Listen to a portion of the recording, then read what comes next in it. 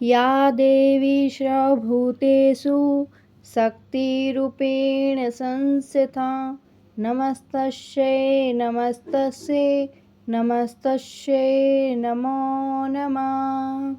जय माता दी। आज है नवरात्रि का छठा दिन और इस दिन माँ दुर्गा के कात्यायनी स्वरूप की पूजा अर्चना की जाती है। देवी कात्यायनी का तेज सहस्त्र सूर्यों को भी परास्त कर सकता है। उनकी 18 भुजाएं हैं जिसमें माँ विभिन्न प्रकार के अस्त्र शस्त्र रखती है। लेकिन उनका उद्भव आखिर किस उद्देश्य से हुआ था?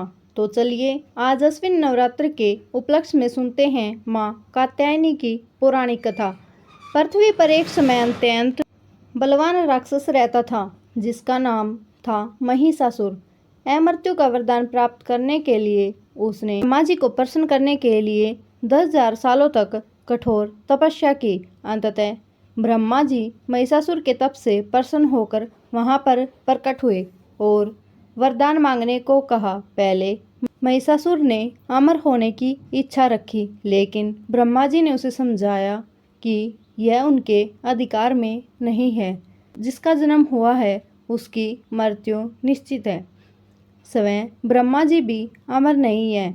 ब्रह्मा जी ने महिषासुर से कुछ और मांगने को कहा।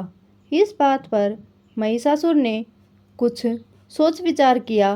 फिर उसने कहा, ब्रह्मा जी, आप मुझे ये वरदान दे कि कभी भी किसी पुरुष के हाथों मेरी मृत्यु ना हो, केवल एक स्त्री ही मेरा वध कर सके। तुरंत ही महिषासुर ने ब्रह्मा जी ने ये वरदान प्रदान कर दिया। लेकिन यहाँ पर महिषासुर ने एक बहुत बड़ी भूल की कि यह सोच लिया कि एक स्त्री तो हमेशा निर्बल होती है, भला कोई स्त्री उसका क्या बिगाड़ लेगी। इसके बाद महिषासुर ने तीनों लोकों में हाहाकार मचा दी। सभी देवतागण उसे युद्ध में परास्त होकर स्वर्गलोक छोड़ने पर विवश हो गए। आखिर अब इस राक्षस का वध कैसे होगा? सभी देवी देवता इस पर विचार विमर्श करने लगे। यहाँ तक कि भगवान विष्णु और शिव ने भी महिषासुर से युद्ध किया था। ब्रह्मा जी के वरदान के कारण वे भी उन्हें परास्त नहीं कर पाए। उसके बाद सभी देवी देवता उसके बाद एकत्रित होकर तीनों के समक्ष प्रार्थना करने गए, जिन पर इस पूरे ब्रह्मांड का भार था।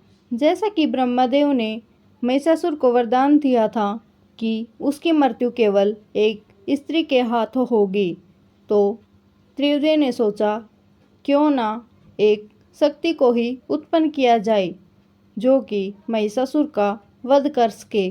सभी देवता भी इस बात से सहमत हो गए और इसके बाद ब्रह्मा विष्णु महेश ने अपनी शक्तियों को मिलाकर एक दिव्य और अलौकिक स्त्री को उत्पन्न किया। स्त्री का रूप अत्यंत भयंकर और तेजस्विनी था। वो सिंह पर सवार थी। सभी देवताओं ने इस दिव्य स्त्री को अमोघ आशीर्वाद प्रदान किए और इस स्त्री का नाम था देवी कात्यायनी। युद्ध में जाने से पूर्व माता कात्यायनी को दिव्य अस्त्र शस्त्र प्रदान किए। भगवान शिव ने उसे अपना त्रिशूल दिया, तो वहीं भगवान विष्णु ने सुदर्शन चक्र दिया।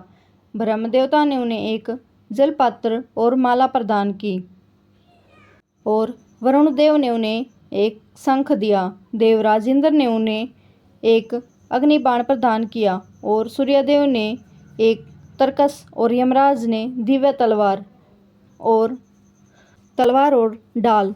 विश्वकर्मा ने उन्हें युद्ध में प्रयोग करने के लिए एक कुल्हाड़ी दी और इस प्रकार देवताओं के आशीर्वाद से संपन्न होकर माता कात्यायनी ने महिषासुर को युद्ध के लिए चुनौती दी। दोनों के बीच एक भीषण युद्ध हुआ जो कई दिनों तक चलता रहा और अंत में माँ कात्यायनी ने महिषासुर का सिर धड़ से अलग कर दिया और देवताओं को इसके आतंक से मुक्त करके मुक्ति प्रदान की। स्त्री को साधारण और अबला समझने वाला महिषासुर एक दिव्य स्त्री के हाथों ही मारा गया और इस प्रकार देवी कात्यायनी ने जीवन का उद्देश्य पूर्ण किया। अश्विन नवरात्रि के छठे दिन कात्यायनी की पूजा और अर्चना की जाती है।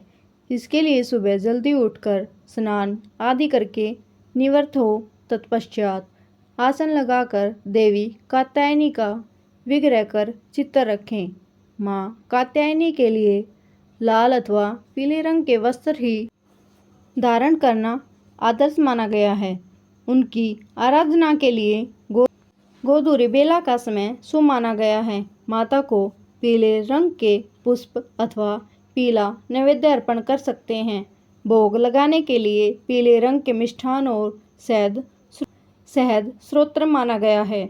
ऐसा कहा जाता है कि माता कात्यायनी की आराधना कुंवारी कन्याओं के लिए विशेष रूप से फलदायी है और कुछ लोगों का यह भी मानना है कि कुछ कन्याओं के विवाह संबंधी जो भी समस्याएं आती हैं उसमें माँ कात्यायनी की सहायता करती है। हम श्रीमद् भागवत में भी सुनते हैं कि श्री कृष्ण को अपने वर रूप में पाने के लिए राधा रानी और गोपियों ने भी माता कात्यायनी का व्रत किया था। तो ये थी अश्विन नवरात्र के छठे दिन माँ कात्यायनी की पौराणिक कथा। देवी कात्यायनी का एक सुप्रसिद्ध मंदिर उत्तर प्रदेश के मथुरा जिले में स्थित वृंदावन में है। यह मंदिर 51 शक्तिपीठों में से एक है। ये माता कात्यायनी के शक्तिपीठ के नाम से भी जाना जाता है। यहाँ माता सती के केस गिरे थे। इसके अतिरिक्त देवी के कई मंदिर हैं, जिनमें से एक और प्रसिद्ध मंदिर मेरठ के परीक्षितगढ़ में है।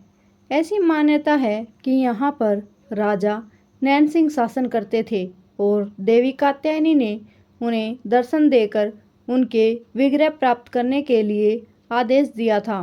माता के आदेश अनुसार खुदाई करने पर राजा नैन सिंह को देवी कात्यायनी का विग्रह प्राप्त हुआ था और उन्होंने उसी समय पर भव्य मंदिर का निर्माण करवाया था।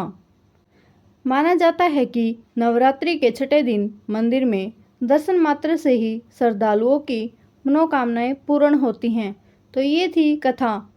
आपको कैसी लगी कमेंट में ज़रूर बताएं और पहली बार आए हैं तो चैनल को सब्सक्राइब करना न भूलें। जय माता दी। धन्यवाद।